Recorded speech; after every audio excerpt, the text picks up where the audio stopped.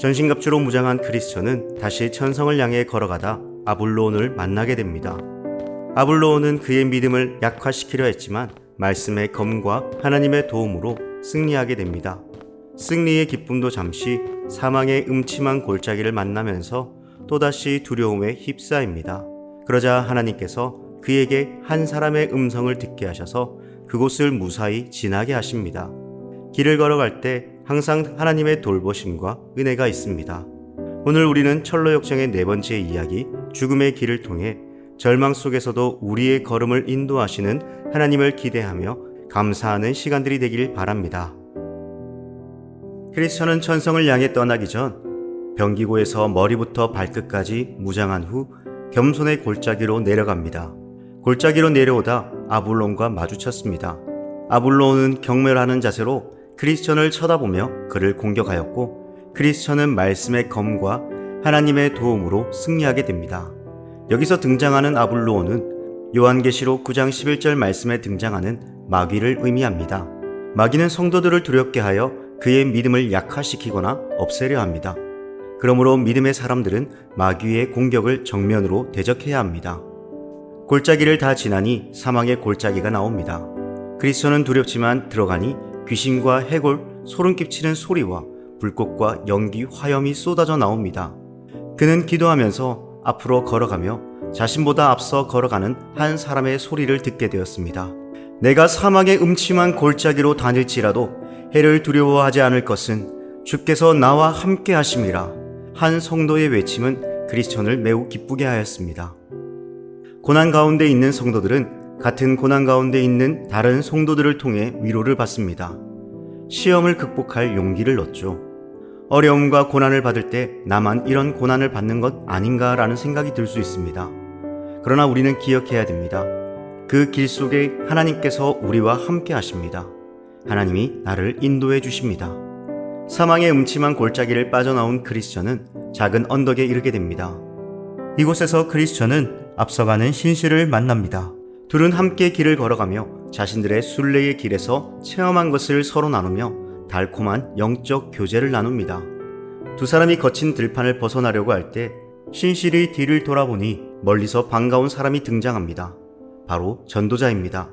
전도자는 두 사람이 허영의 시장에 들어가기 전 이들에게 하나님의 말씀을 다시 가르치고 시험과 고난을 준비시킵니다. 왜냐하면 그 도시는 바알세불과 아블론 군대 마귀에 의해 지배를 받고 있기 때문입니다.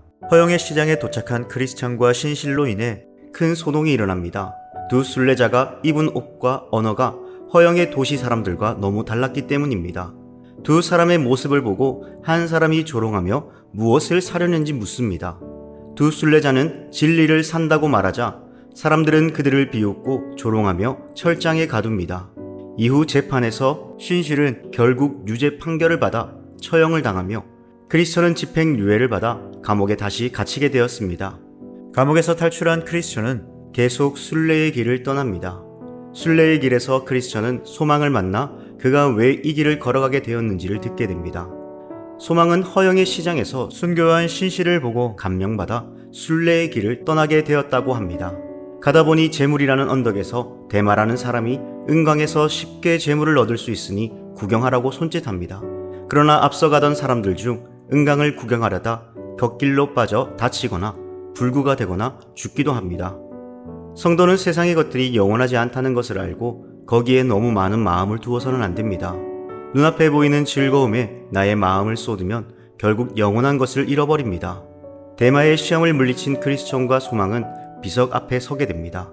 비석에는 롯의 아내를 기억하라 라는 문구가 쓰여 있습니다. 소돔과 고모라를 심판하실 때 하나님께서는 천사들을 통해 롯에게 산으로 도망하되 뒤를 돌아보거나 들에 머물지 말라고 명령하였지만 불순종에 대한 심판으로 소금 기둥이 되었습니다. 롯의 아내가 소금 기둥이 된 것을 기억함으로써 세상으로 내려가는 것의 위험성을 더욱 깨닫고 경계하게 되었습니다. 자신이 유혹에 끌리지 않았던 것이 하나님의 은혜였음을 감사하였죠. 순례의 길을 걸어가다 보면 매우 험난한 길을 만날 때도 있습니다. 영적으로 새로워진 후에 험한 길을 만나는 것은 하나님께서 정하신 방법이기도 합니다. 이것이 나의 마음에 어려움으로 찾아오게 되면 하나님에 대해 실망하기도 합니다. 그래서 스스로의 지혜를 따라 쉬운 길을 찾으려고 합니다. 그들은 왕의 대로에서 벗어나 말씀의 울타리까지 뛰어넘어 쉬운 길로 걸어가다 절망의 거인의 땅에서 잠이 들어버립니다. 아침 일찍 뜰을 거닐던 절망의 거인은 무단 침입한 그들을 감옥에 가두어 버립니다.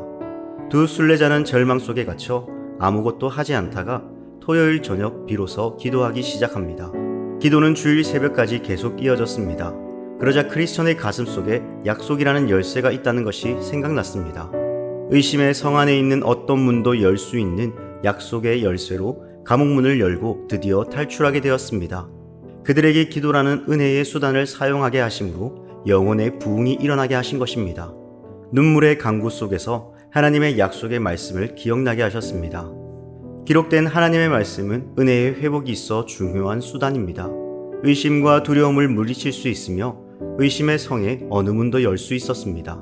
의심의 성을 탈출할 때 절망의 거인이 뒤쫓아왔으나 발작이 일어나서 두 순례자를 잡을 수 없었습니다. 이것은 곧 그리스도의 사랑과 능력과 은혜가 두 순례자들을 안전하게 탈출시켰음을 증명합니다.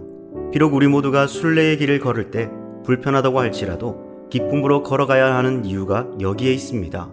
절망 가운데 인내하고 견딘다면 반드시 하나님의 약속이 이루어지게 됩니다. 이러한 사실을 확신할 수 있기를 바랍니다.